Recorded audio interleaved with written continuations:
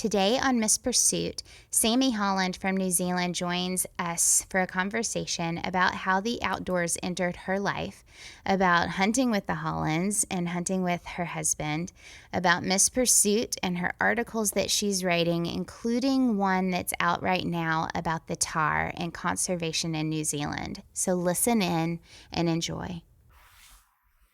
All right. Thanks for listening in to another Miss Pursuit podcast. We are very lucky to have Miss Sammi Holland join us from New Zealand today. Thank you, Sammi. Hello. No worries. We've talked with a couple of people from Australia and New Zealand, and everything that I keep hearing is, you know, we love your accents over here, but everybody keeps telling me that you guys love the Southern accent over there. 100% Southern accent all the way. I keep being told that, and it's I'm very glad that I have that accent and that I come from this southern part of the United States to be able to join these two accents together in one podcast. I hope it sounds good. I think it will. I think people will enjoy it. But yeah, thanks for joining me. And we're recording here in the States, and it's about 9 p.m. And where you are, it's what, 2 tomorrow? 2 o'clock? Yep, 2 p.m. on the dot. It's crazy how awesome social media and technology allows us to have these conversations right now. I absolutely love it. Oh, heck yeah. I love seeing what other people are doing, especially being able to see, like, especially black bears or mountain lions for myself, a couple of dream hunts I'd love to do. Just being able to see people out there doing it and just learning wee things, just watching their Instagram and everything like that. I love it. I love it. I love being able to see, just like you said, all the different ways that people are hunting and getting in the outdoors and bringing, whether it's significant others or children or friends or family with them, and whether it's catching up on what you guys have done while we've been sleeping, or you guys catching up on what we've been doing while you were sleeping. It does connect our worlds better than we've been able to in the past hundreds of years. And so it's kind of I hate to use the word miracle because it makes it sound so outlandish, but I don't think that our forefathers 200 years ago could even imagine us sitting here having a conversation right now. Oh, heck no. That's amazing. Like, even male dominance, especially in the hunting industry, has seen so many females getting the inspiration from other females. And, you know, not just in hunting, you've got your waterfowl coming under hunting, or your fishing, and even just rugby, little things like that we were male dominant. Now you're seeing a lot of females actually encouraging themselves to push each other because they've met someone else on social media. It's true. It's very true. That encouragement and I use the word competition very carefully, because there is such a thing as positive competition. There is such a thing as that push, that excitement that, well, if she can do it, I can do it. And so it's not the competitive where I'm comparing. It is the competitive as in we're pushing each other forward. And I think that it's an exciting time, and I'm excited to see where it's going in the future. Oh, heck yeah. 100% agree with you on that one. Yeah. I like to think back, and we see history, whether it's in magazines or articles or books of women hundreds of years ago who were just as strong as we are, who were out there taking care of their families and providing. And I don't think we hear about that as much as we hear about women in the kitchen or women at home with the children. And I love that new stories are coming out all of the time about women back centuries ago taking care of their families like we do today, and how it isn't just the small framed weak female version. You start hearing about these women who were strong and led their families along with the men of their families, and rode bareback and hunted and fished and took care of those around them. And so I love that even though we get new stories, we are hearing old stories too about those strong women in our history. Oh, heck yeah, 100%. Yeah. Mm-hmm. Yeah, there's a lot of amazing women out there, and especially it's amazing hearing some of the stories. And, even it wasn't really talked about when I was younger, females getting out hunting and fishing and all that. But as soon as I started growing up, probably age of 2 or 3, my mum fished with us as well. And, just watching her, and I knew straight away, I was like, yep, this woman knows what she's doing. I want to be her. Yes. And you don't hear of a whole lot of women who have that story to tell of having a woman in their life that showed them the way, that mentored them through it. And so hearing those stories, it excites me because I have a daughter. I have a daughter who does look up to me, who does see me in that role. And I hope that I can live up to, I think, the way that I see myself in her eyes. I hope that I can live up to that as well. Her expectation is probably lower than mine is of myself, if that makes sense. Yeah, 100%. I do the same. I've only got a little brother, but I push to do what I can to make sure that he gets the best opportunities to learn. And he definitely learns a lot off mum and dad, but he learns a lot off my hubby and I. Just taking him out in the duck shoots because mum and dad don't have time at the moment, or little things that we can get them doing, and taking them out fishing when they can't, and all that kind of stuff. It definitely helps, and he's going to grow up to be a very good hunter and a very good fisherman, that wee man. That's awesome. How old is he? He's 14, so he's 10 years younger than me. Yeah, I've got a little brother that is right at 10 years younger than me, and it has been a fun journey to see, that age difference is quite different, but we have 2 siblings even in between us. And I feel like I get along better with the baby of the family, and then the 2 middles get along a little bit better. And so it's been fun to watch him grow up and to be a part of his life. I get you there 100%. Oh, heck yeah. Yep. Mm-hmm. That I can't wait to see what this boy's going to grow up to do. I mean, he's a skeet shooting at the moment, or shooting clays, and he's just, we take him duck shooting, you don't even get to pull the trigger. He's already pulled the trigger and the duck's down. So he's excited to be out there. Oh, heck yeah. And it's awesome to see, because especially nowadays, with technology and PS4s and all that, they want to be stuck inside a lot more. You got to really give them that determination to get out and show them what they're doing. And the little brother, he wants to come in some pretty insane country where the hubby and I do, but he's got to do the training, and it's getting him out and getting him on the bike, and little things just so he can get up a hill and actually enjoy a hunt and not feel horrible because his legs are in pain and all that kind of stuff. But yeah, it's definitely trying to get them off that technology and getting outside. Yep. And then they start to freak out a wee bit when they've got no service, and it's like, well, you've got an inReach or a PLB for a reason if something goes wrong, but you go into no service for that peace and quiet. And I just don't think that younger generations quite realise that peace and quiet is great. It really is. And it's nice to get away every now and then from the hustle and bustle of technology. It's a welcome distraction in our family to step away from it. It definitely is.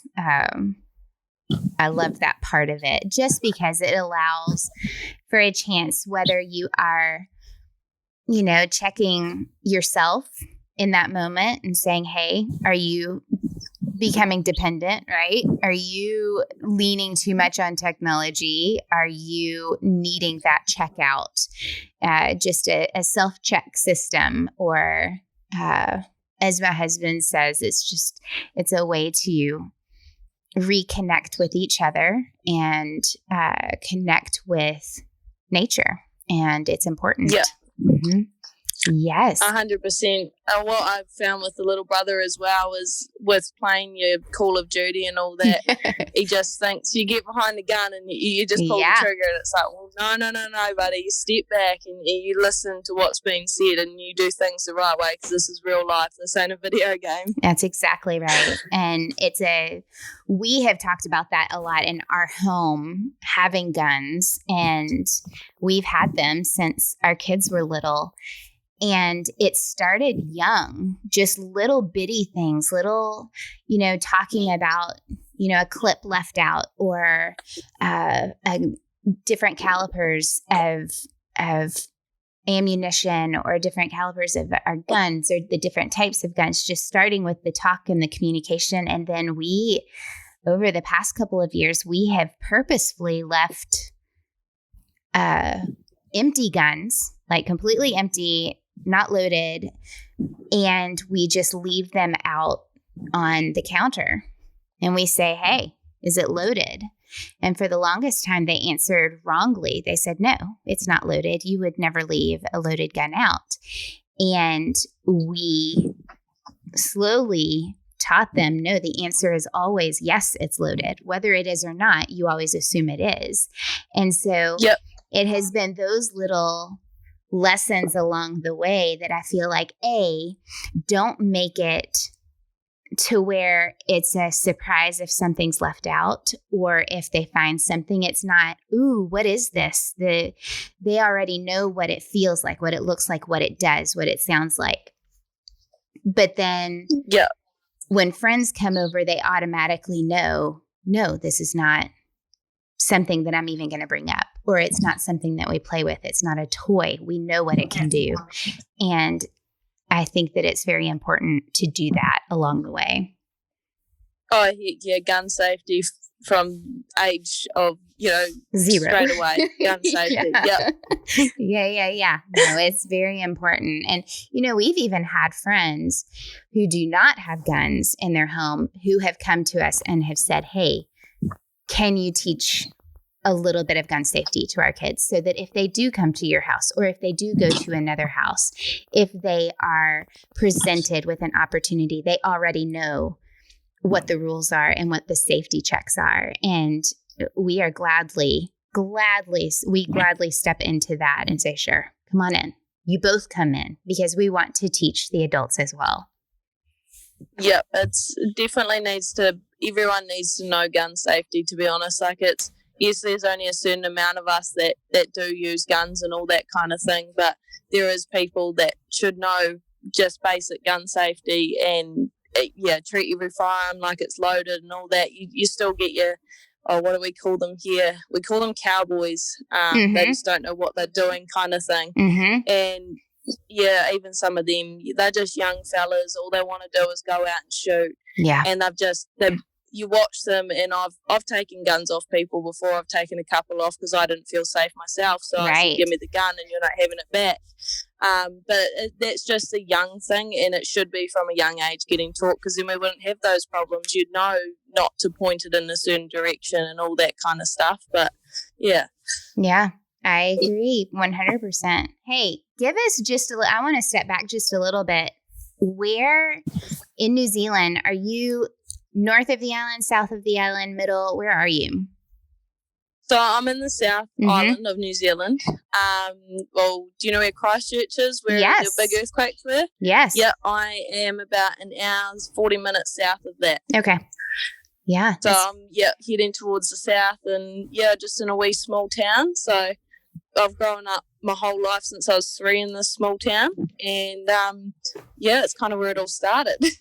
There is something about living in a small town. I grew up in a small town, and it's one of two things. One, I could never get in trouble because my mom or my dad would always find out from somebody down the street before I even got home. Yep. That's the best way to grow up.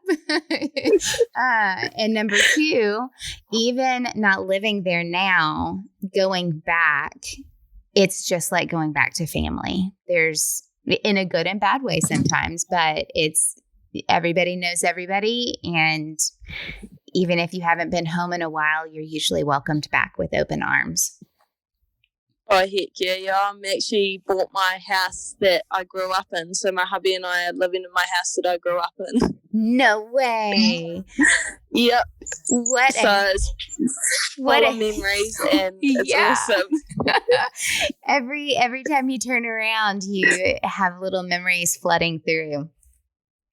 Oh, heck yeah. Oh, it's awesome. Like, you know, even pets that have passed away still in the backyard kind of thing with their rocks and their plaques and all that kind of stuff. And it's like, oh, I remember this. And you kind of just keep them there for good memory and everything like that. I love that. What a history. What a way to keep going and keep, it's almost like you've come full circle.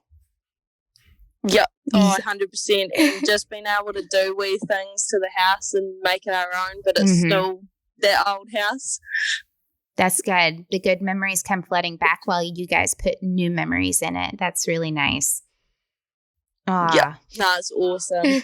Well, tell me a little bit about that, because you said a few minutes ago, you said that you started fishing and that your mom fished and all of that. So you started fishing, but when did it switch? How did the outdoors reach into your life early on? So Mum and Dad were both taking me out fishing when I was about 3, or when I could start walking pretty much. So I did the old bird's nest in most of my reels when I first started and all that stuff that Dad really loved fixing. So I fished my whole life. I fished the Rakai River. My family, we all did. Dad's always fished the Rakai since he was young, and Mum's from around the area too, and was on a dairy farm. So she's always loved the outdoor life as well. And so, yeah, we went out fishing. And then when I was probably 16, 17, I really started getting into my hunting a wee bit more. I got offered to go pig hunting and chase some stags round. And I started doing it, and it was the odd weekend here and there. And then it was probably when I was about 18, 19, I met my hubby. And I knew straight away that there was better things to do on a weekend than just go out and drink alcohol. It was, let's get into the bush and let's get away and fill the freezers, because it's way cheaper to, go shoot a deer than it is to go to the supermarket and all that kind of stuff. So, it was always been my whole life. I've loved outdoors. I mean, I work outdoors. I'm a contractor and I have worked indoors, but it drives me a little bit insane. I bet. And it's just, I don't know. I've always loved the life, and I don't think I'd ever do anything other than being outside. Like, I've given hunting guiding a go. I was going to come to Idaho last year and guide with one of my friends over there, but unfortunately shouldn't say unfortunately, because I got married, but I couldn't afford it before the wedding. Right. Oh yeah. So yeah, it was an opportunity I would have loved to have gone on. But yeah, I'm so gutted I didn't get to go. And then I've guided here once for a week, and that was awesome. But I run the family business at the moment. Mum and Dad have stepped back, so I'm kind of in charge. So I thought I'd better stay contracting and just have time off when I want to go hunting and fishing. So that's the life, right? Oh heck yeah. You work in order to play. It's not vice versa. There's definitely hard work put into it and earned, right? That time away is definitely earned. Oh heck yeah, yeah. Mum and Dad are awesome. Like, I walked away for the company for a wee bit, and Dad said to me, "Would you like to come back and you just decide when you want to go hunting? You just need your jobs done and all that kind of stuff. So I can take a week off and go into the hills and know that everything's sorted for that week and come back. And, sometimes I was working a month straight about 2-3 weeks ago, and then I finally got to go out for a hunt. So, I'll work 3 months straight at a time before I get to go for a big hunt or something like that. But that's what it's about, working to get out there. It very well is. And I think you see that a lot here in the States. You hear of a lot of people saving up their time, saving up their vacation, saving up there, and they work so hard to get so much done. And then they can go and the whole time you're working, you're going, okay, each moment, each hour, each minute that I'm putting into this means I can have another minute out there. And it's, heck yeah. Yeah, it keeps you moving. It keeps you motivated. Yeah, well, I most of the time work over Christmas and then go hunting over New Year's for about a week or so. So this year, 2 years ago, we were down in Stewart Island, and we'll be going to Stewart Island again this New Year's, hopefully. But I'd rather work over Christmas and do wee things like that and be able to jolt away. Yep. Still get to see family Christmas Day, but that's about it. Yeah, so here, November is our big time. It's our big time to get away, the end of October to the mid of November, sometimes a little bit late November. That Thanksgiving time period for the U.S. is a big, especially where I am, it's the rut for whitetail. So that's the time to get out and get going. Yeah, well, ours is it depends, like the raw for our reds. It depends on the season. So this year we had quite an earlier raw, and for some reason we had a second raw, which was not normal, but it could have been. There was less pressure on stags due to lockdown, because that was over. That's you're not having the pressure of the hunters winding up these big boys and thinking that there's more stags. So there was a second one.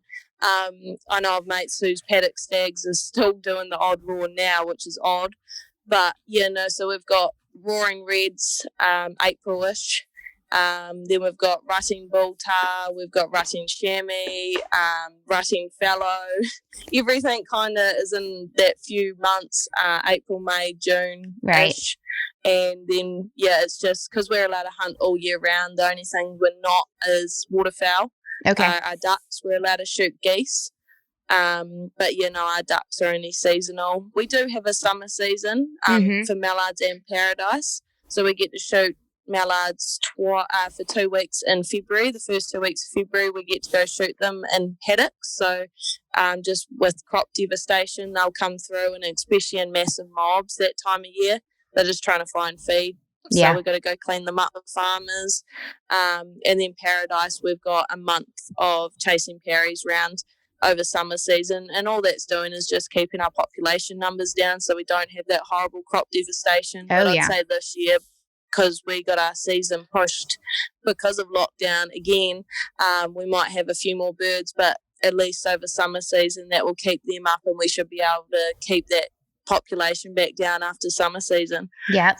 We went on a conservation goose hunt this past year. It was the first time my husband and I had hunted together in 6 years. We had never hunted together. Oh, wow. And he, with young kids, you've got to figure out who's going to stay and who's going to go. And at that point in time, they were way too small to go. And so we would draw straws on who could go solo hunt and bring home meat during the hunting season. And so for 6 years we did that. And then we went on this goose hunt together and brought home, it was close to 50 geese.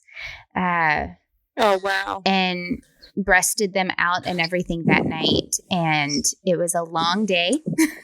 But I will tell you, people... And I was talking to somebody about this the other day. People here, especially snow geese, they are kind of considered a trash meat. And we eat everything that we hunt. And I was bound and determined for it to taste delicious. And so we have had some beautiful meals with our goose that I would have never thought from everything that I was told, oh, just donate the meat. Oh, there are communities that take the meat that you can just donate to. Don't worry about it. You're not going to like it. It's not going to taste good. My kids love it. It's absolutely delicious. I love goose. Yeah. I don't know what they're on about because even like we'll breast them and quickly chop them up while we're breasting the other ones and just chuck it in a pan with a bit of bacon. Mm-hmm. And even that is amazing. Yes. The best thing we use them for as well is if you've got a mixture of mallard to Canadian geese to, well, even some venison, we make them all into salami as well. And they taste amazing. Oh, that's a good idea. Pies, everything. Yeah, we love our geese. Yeah. There's just, there are so many ways to use it that I don't know. I compare goose closer to venison than duck. Would you do the same thing? 100%. Yeah. Yep. Yeah, mallards are definitely, how do you put it? Or even paradise. Like our paradise that's the duck that we're like, oh, we'll eat it, but it's not the nicest. Mallards, you're really good meat. We're not allowed to shoot teal here, but that would be your best ones just because they're smaller birds, but, we're not allowed to shoot them. So, yeah. But, the geese are just insane. And you can actually, like I've used venison recipes just with goose breasts and everything like that. So, I love it. It's definitely a leaner meat. It really is. Just from a bigger bird, yeah. Yeah, we've got our draw is coming up. We can apply for sandhill crane tags here next week. Actually starts the application process, and you get, if you are drawn, you get 2 tags to use for the year. And sandhill crane here, I don't know if you've ever tasted sandhill crane. Have you ever? No. Nope. Okay. So they call sandhill crane the ribeye of the sky. And so it's another large bird that is a dark red meat bird that tastes amazing. So we're hoping, our fingers are crossed, that one of us at least, but it would be nice if both of us got tags for that this year. It'd be really nice. Oh, heck yeah. Yeah. Yeah, I love how you guys have got a tagging system. It's so different just hearing that you got, your seasons and everything as well. It's so different to over here. With our waterfowl, we're allowed to tag stands and stuff, but other than that, we just don't have any tags.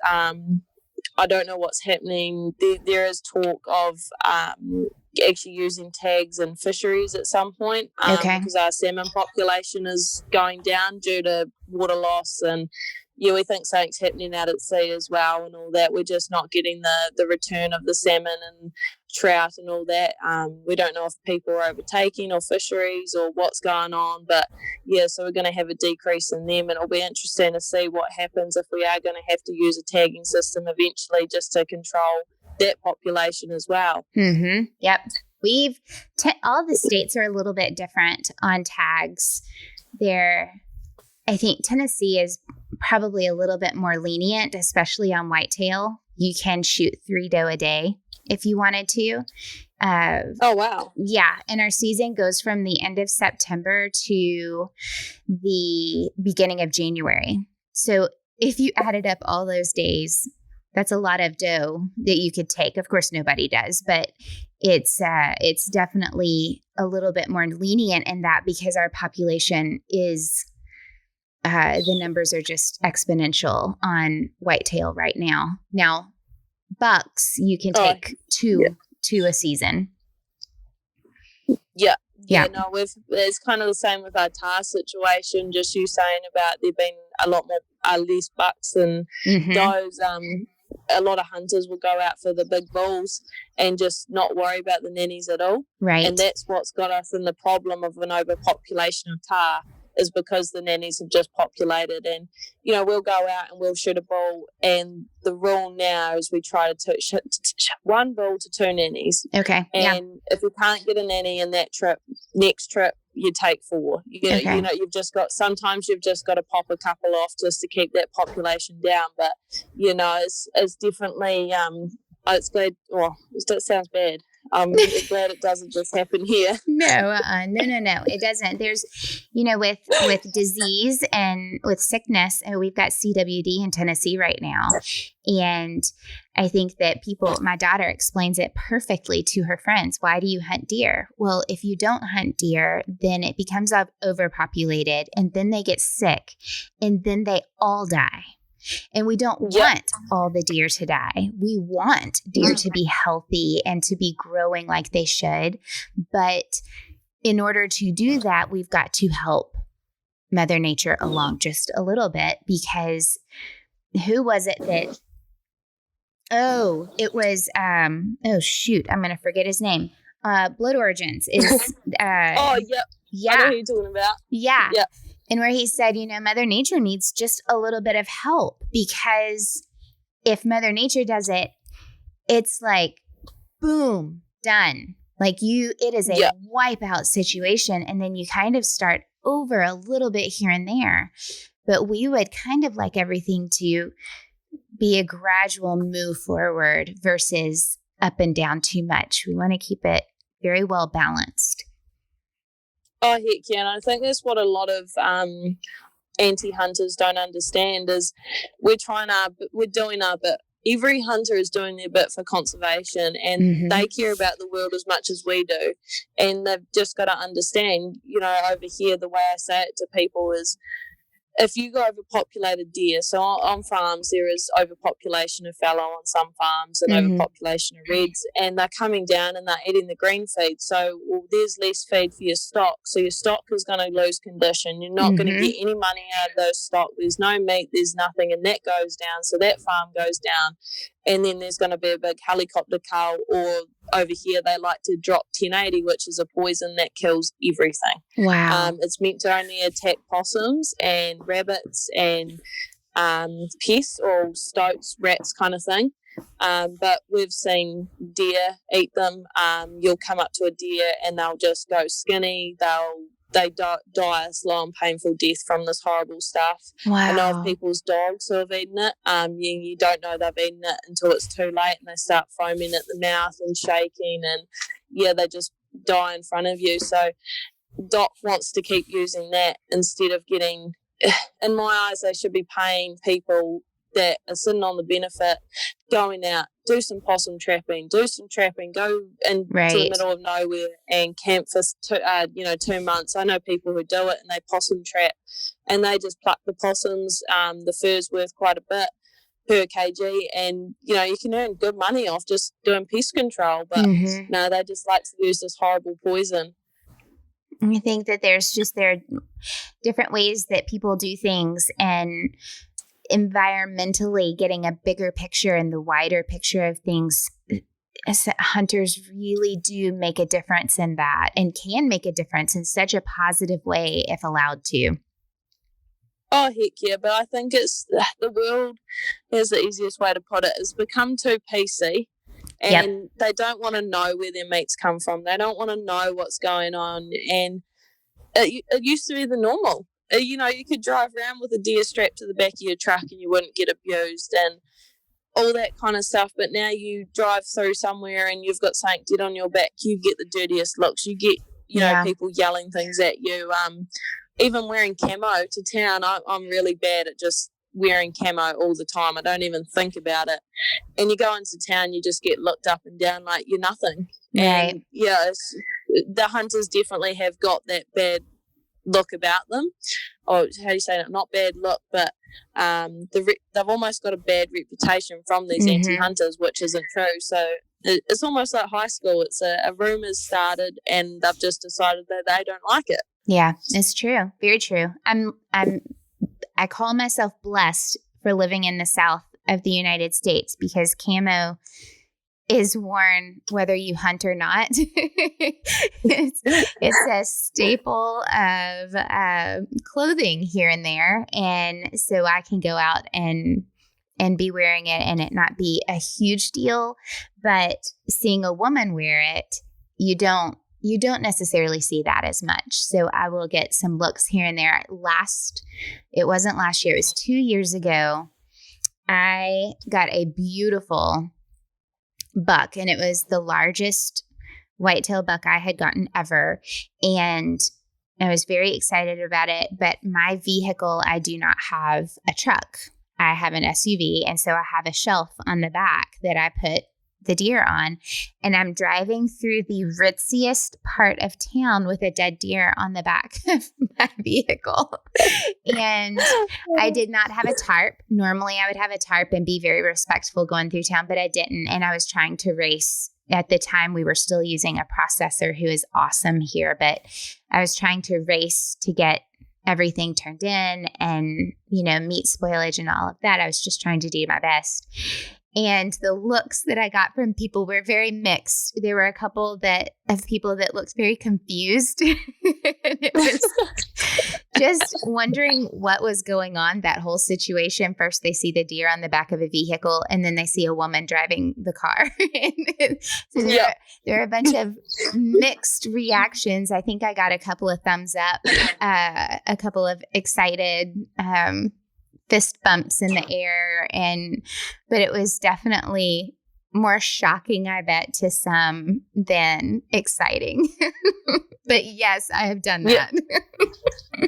It happens here all the time. It's quite entertaining, especially because my hubby's a taxidermist here. Oh, yes. And I've got a couple of mates that are too. And he was driving with a trailer load on the other day, my mate, and it was all just heads and skins. And he said he had to drive for 2 hours, and people were pulling up at the lights, abusing him out the window. Oh, no. And then you'd get the odd one that would give them the thumbs up because there's big animals on the back. And, he just was like, I need to get out of this truck. He needed to be around his mates at the time. He just needed people he needed someone else with him. Yes. Oh, my goodness.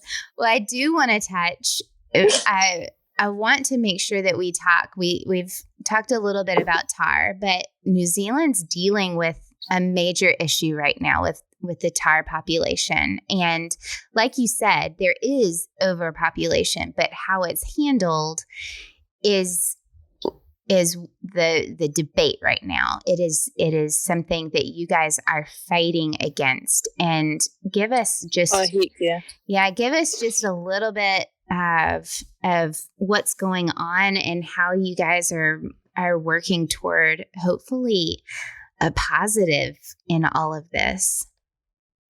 So, 2 years ago we had a cull, and we didn't agree with it to start with, but then the doc worked with hunters, or our Tahr Foundation, which are full of amazing, knowledgeable, awesome people who stand up for what's right, and they worked with them, and then all of a sudden, they didn't tell us, they didn't tell the Tahr Foundation, they didn't tell anyone that they wanted to do another cull, and then it just, all of a sudden, they decided they wanted to do one without saying anything to us. They wanted to do national parks, and people from all over the world come to hunt these beautiful animals. They're the only other animal with a mane than a lion, so these animals are insane. And until you're sitting in front of one, about 2 months ago, I was 70 yards away from one.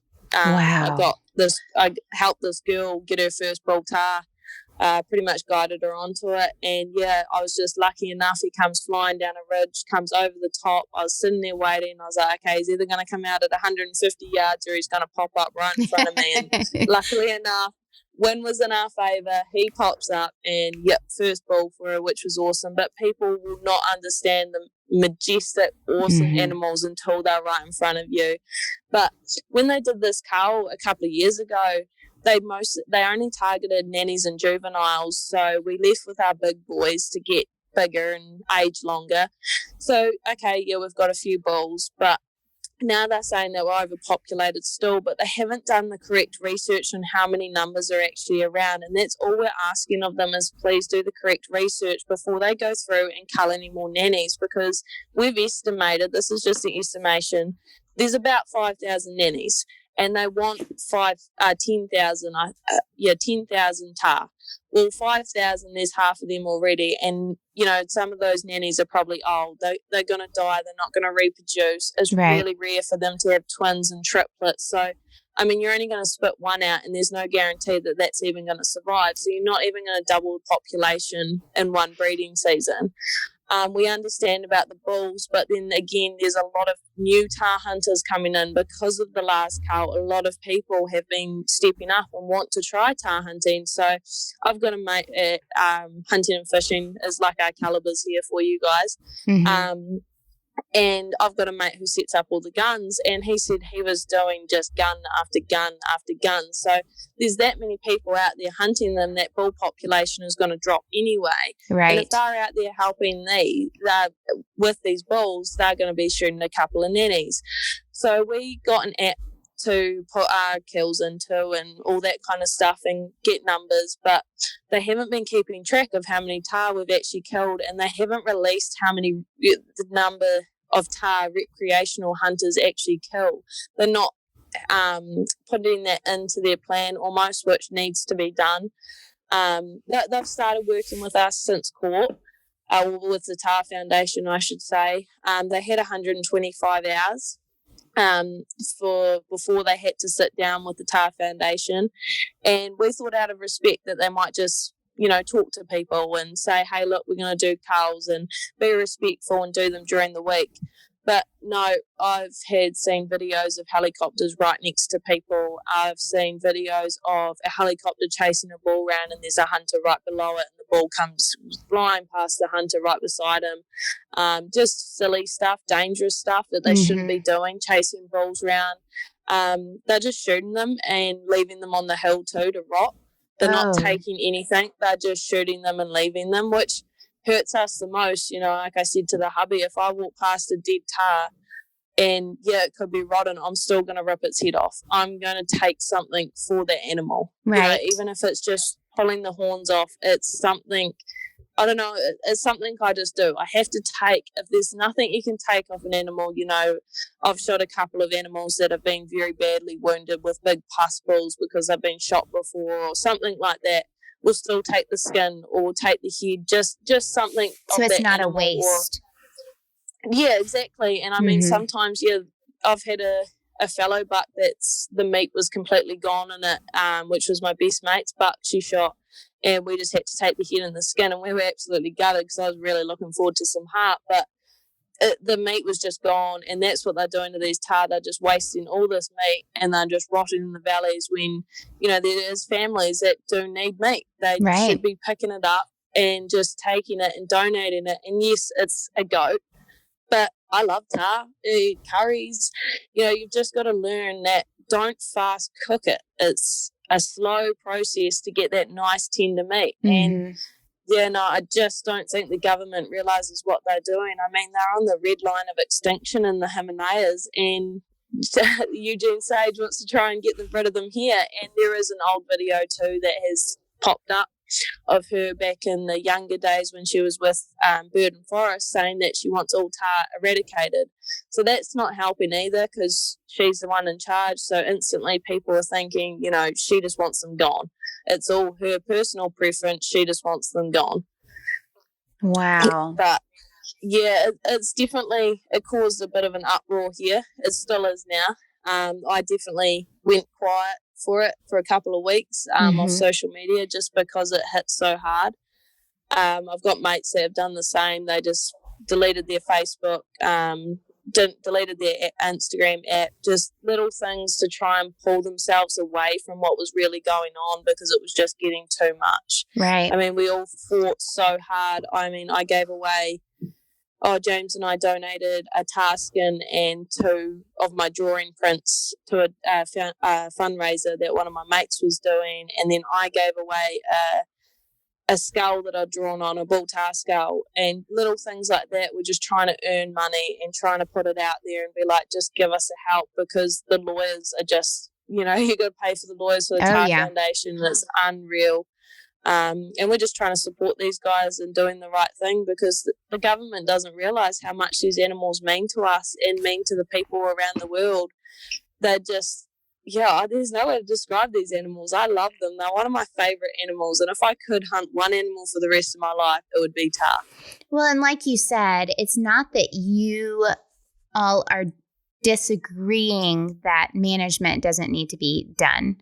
It's just you're saying the research needs to be done. It needs to be done in a correct way, and it doesn't need to be wasted. It's kind of like here, yes, we can hunt deer from sunup to sundown for so many months, and you can take so many deer. And there are some people that do that. But Tennessee is also one of the top states for feeding the hungry. So Hunters for the Hungry, like that is, we donate so much venison to those in need. And if they could only see that there are programs like that when they do manage it correctly in a way that is good for the future of the Tahr, that there are ways that you can use and not waste this animal. So many different ways. There was actually another cull they were doing down in Fiordland. We have wapiti or elk down there, and they a lot of reds. So there's a lot of crossbred between your wapiti and your reds down in Fiordland, and they were doing some culls just for the reds. And what they were originally just going to leave the bodies there, and amazingly, I can't 100% remember who did it, but they got them to change their mind, and they minced everything, and they've given it to families in need, and that was awesome to turn around. But this next, I think they've still got 125 hours of culling to do if they still are doing it, and they've got to talk to the Tahr Foundation about it all and make a plan and all that kind of stuff. But I mean, it's hard to pull bull Tahr out, but make the time, put more money into it. If you're going to do it, they're already spending millions on this. So why are they not just, getting lines down and dragging these animals out and, putting them on a dinner plate? Why, if we're going down and meat and all this stuff, put them in the supermarkets. Right. I mean, I'd be happy to, but it's the wild game sticker on the front would be the thing. It's wild game. People don't like it. Well, and you don't even spending the extra money, spend the extra money on research and then let hunters come in and help, because I can tell you a huge amount of hunters that would come in and pay for it. And so if you don't even have to spend the money if you are allowing hunters to help you out. I just don't see the rush. You know what I mean? It seems like there is a rush, and whenever people rush, it's usually because they're trying to do something that is not right. And I think that's what Eugene has done. Is it's a personal preference. She doesn't like these animals, and it's all because of one Daisy, pretty much. And if people are so worried about this Daisy, have they actually gone and walked places? Because we've seen gullies full of them. Right. So they are obviously not walking in the right places to see these beautiful plants. Right. They're around. The Tahr don't want them. The thing is, if she wants to get rid of some non-native bush owl plants, we should be getting rid of Spaniards, which are horrible pointy flax bushes that really hurt when you walk past them, and I hate them. So if she wants to get rid of them, she can get rid of them.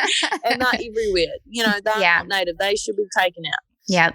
What about our gorse and our broom? She should be, if she's really worried about these animals, worry about the things that are taking over the ground to let these native plants come through before worrying about these non-native animals. And yes, they've been here for over 100 years now, so they should be classed as a Kiwi. We let other people in, we give them, residence, all that kind of stuff.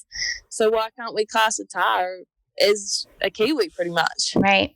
I mean, do it by any other means, by keeping a species alive versus going into extinction. Like you are seeing New Zealand is one of the only countries right now that has a herd of this species, of this size, healthy, right?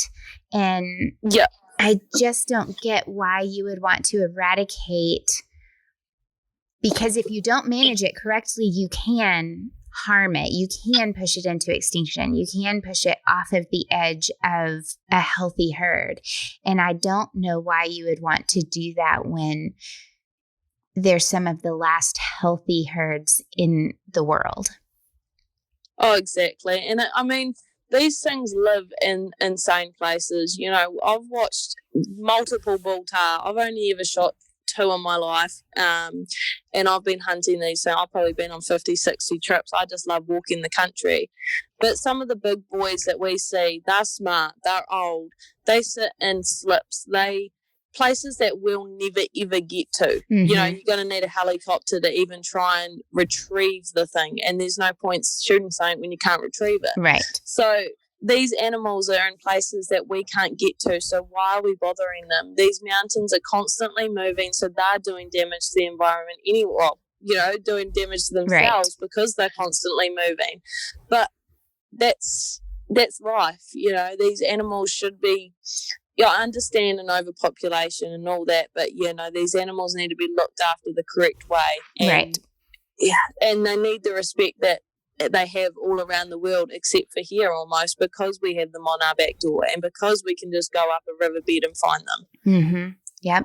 But like you said, if one little mistake in management and you've lost them, and that's what you're trying to do. All you're asking is for research to be done and for decisions to be made in a safe way for this species of animal.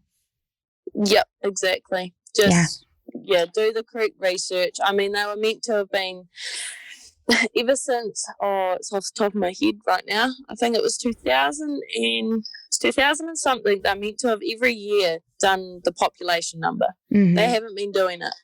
So it's on DOC themselves. They should have been doing the correct research like they had in the Tahr management plan, and it's meant to be online for all us hunters to see, but they haven't been doing it. So it's their own fault for this happening. So now that they've done that, they should be listening to us. And yes, we want to help. You know, if you said to me, okay, I'll pay you, I don't know, $50 a day to go sit in the hills and shoot tahr and retrieve them, and I'm pulling out skins, I'm pulling out heads, I'm pulling out meat, you know, everything, I'd be happy to go do that. I'd say see you later. Give them the truck keys and walk away. Yes. But they don't want to do that. It's, you know, they could create so many jobs in conservation, but they don't want to. They'd rather spend all this money on, or like I said earlier, the 1080 and the colour of the tahr. You know, you should be talking to actual hunters and guides and all this, and especially at the moment because of our borders being shut, our hunting industry, you know, our guides are struggling. They've got no clients. And Kiwis aren't wanting to spend the money to go do things as well. They're, you know, I've known mates, there's one stuck in Auckland at the moment because he's meant to be coming over the States to do some guiding, and he got turned around. He can't even go to his own job. And with the hubby being a taxidermist, I've seen it drop. You know, I'm lucky he's still got a job, but if it keeps going on for another year, he might not have a job. He might be annoying me in my truck. So, but yeah, there's a massive impact, and these tahr are one of the main things that draw people to New Zealand. Yes, red stags are another one, but bull tahr are bull tahr. Right, you can't get them anywhere else. Right. No. Man. And in the Himalayas, they're not allowed to be hunted because they're on the red line of hunting. Exactly. They've been over-hunted over there. So, and the manes over here, like, you get in different parts, you'll get fluffier manes. Like on the west coast, you might find a nicer skin compared to the east coast. But every animal's different. You can get blonde tips, you can get real dark bush boys, you can everything about them. You know, some of them live on the tops of mountains, to some of them in the scrubbiest scrub, and you'll never see them. And when you do, it's for maybe 30 seconds at last light, and you'll never ever get a shot at those big boys unless you're very, very lucky. Right. But they're just amazing animals, and I don't even know what else to say about them. I could go on for hours about them. You could keep going, and I think that shows the heart of Kiwis. That shows the heart of hunters who spend the most time with them. And Yep. so I'm hoping that, maybe not on this podcast, but maybe, through other aspects, that somebody listens and that some hearts soften maybe, or maybe the pressure gets too much and they need to figure out a way to listen and pay attention. So that is my hope. I think that making sure that other people in the world know what's going on, because it, like you said, everything is shut down, everything is closed off. And so New Zealand people who are supporting what you guys are fighting for, y'all can feel kind of alone a little bit in this, being so shut down and with all of the distractions of the world right now. So I'm hoping that it gets out there. 100%. Well, I mean, I've had a mate come round, and first off, there was an article written. We were all really, really intense when they were in court. We didn't know what was going to happen, and Forest and Bird kindly hadn't edited one of their articles that they've got online, and they kindly shared it, pretty much saying that they'd won in court. I've never seen or heard from so many people in tears because we thought we lost. Wow. Like, I was ringing mates and I couldn't talk to them because I thought we'd lost our animals. I had a mate come round and I'm laying on the ground bawling my eyes out like, nah, I can't do this. Like, these are our animals. What the hell's going on? And then all of a sudden it was, oh, no, that's wrong. And the Tahr Foundation had actually, they both won in a way, but it was completely wrong of what Bird and Forestry had put out. But they all gave us they gave us a mini heart attack, and that showed how many people cared about these animals because we all thought we'd lost. Oh yeah. That hits home very hard.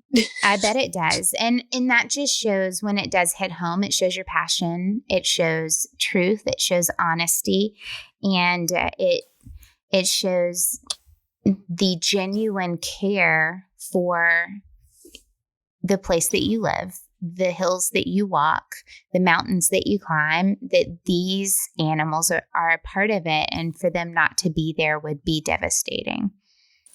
Oh, heck yeah. Yeah, 100%. Them and Sammi, those, I've watched both of those species do crazy things. I'm talking sheer drop straight into a riverbed. You'd die if you fell off it, and here you are watching young Tahr kids jumping from rock to rock, the tiniest rocks, and you're like, you slip, you're gone, buddy. And then you see one slip and it catches itself on a little rock and then runs back up this big scree, and just watching them and they're giving you little heart attacks just thinking they're going to fall off a cliff. But just even seeing that, people would understand why we think these guys are awesome, why these animals are so cool. Oh yeah.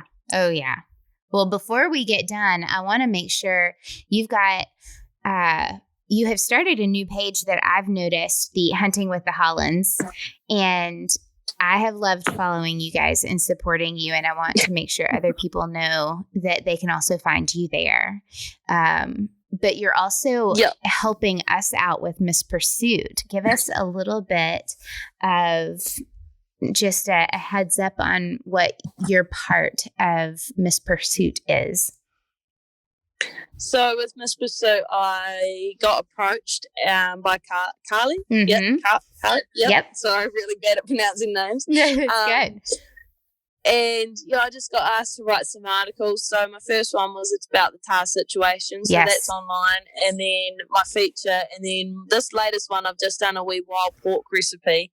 But I got approached and I thought it would be an amazing opportunity. Like, I'm learning off all you amazing women and learning just different things that I would never think of, just from different countries and things like that. And it's an awesome opportunity to just meet new people and seeing all these females out there just being bosses pretty much. Living life to the fullest, doing, when people say you can't do something, you do it. And I'm so happy to be part of such an amazing and supportive group.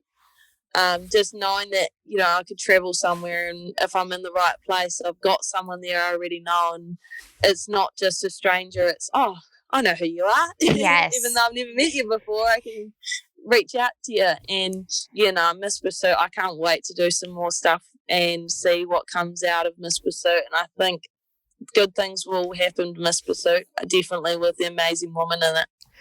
Yeah, I love how you said what I was thinking. It's wherever you are in the world, whether you are in New Zealand or Africa or Europe or the States or Canada, wherever you are, reading these articles, learning along the way, getting all of these hints of growth through hunting, you could definitely be prepared for wherever you are to meet up with somebody. I mean, you've got a bed here at my house if you ever come through Tennessee, and that is the best part of social media, of the podcast, of the articles, of Instagram, of Facebook, whatever it is.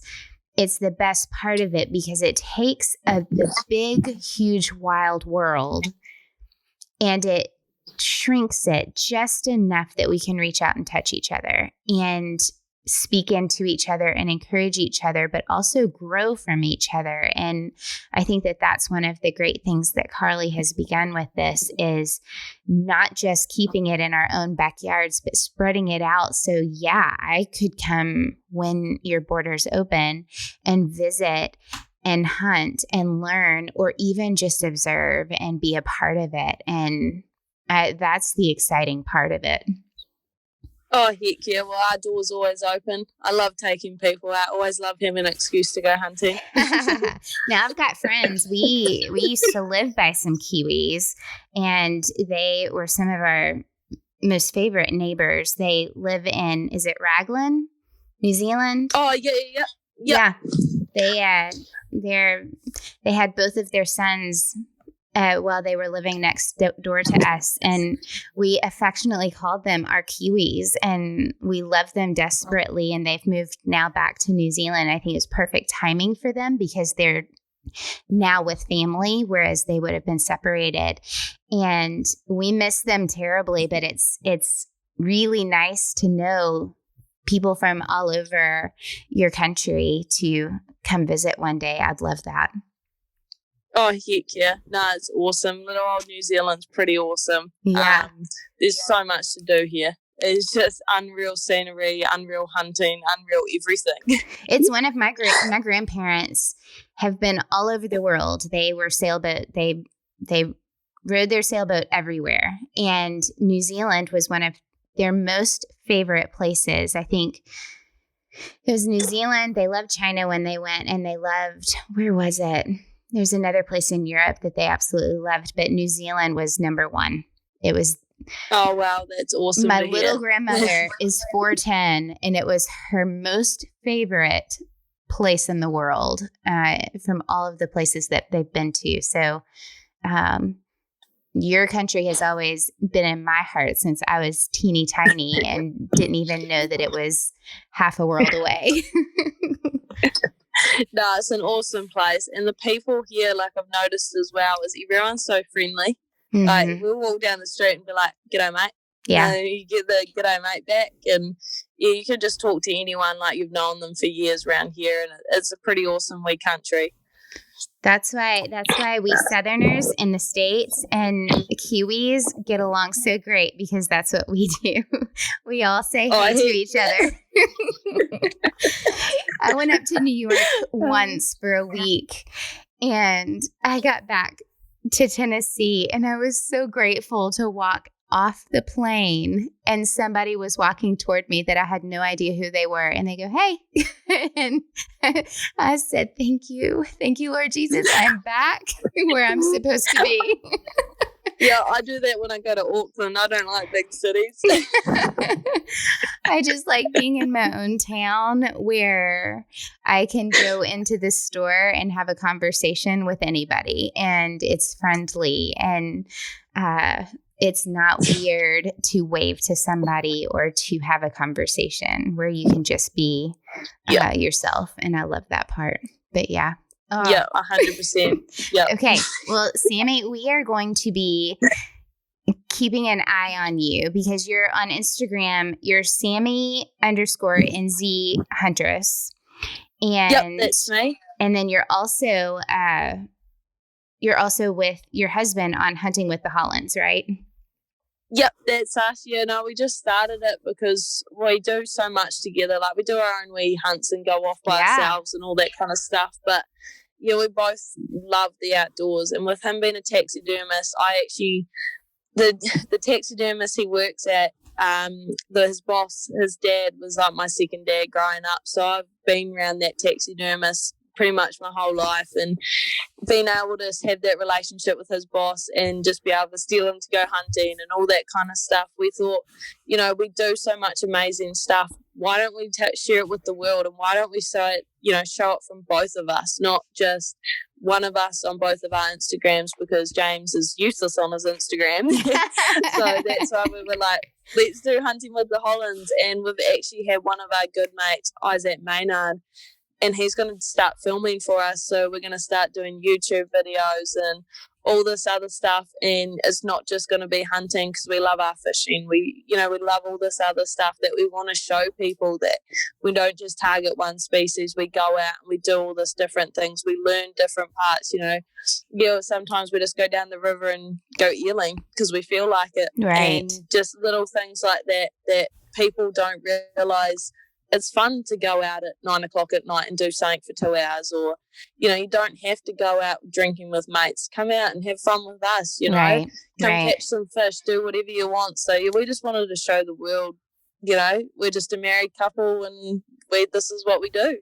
That's fun. I can't wait to see where that goes. And y'all are on Instagram and on Facebook, but you will be starting a YouTube page, and I'm excited about that. And then of course, find you on Miss Pursuit, your articles. Yep. I will send you, we just did a recipe with our goose. We did a Korean barbecue taco. And that sounds really good. I will send you the recipe because my husband took 2 bites, and after the second bite, he just closed his eyes in pure ecstasy. He said it's the best he's ever tasted. And so I'll have to send you the recipe as a fellow goose eating lover. So yes, please. That will be amazing. And any recipes that you want, just let me know. I will. Sammi, thank you so much for having this conversation. And you guys go follow her and her husband. Yeah, no, thank you for having me. It was a very big privilege you asking me. So, no, thank you very much. All right. Have a wonderful, wonderful day, Sammi. Thank you. You too.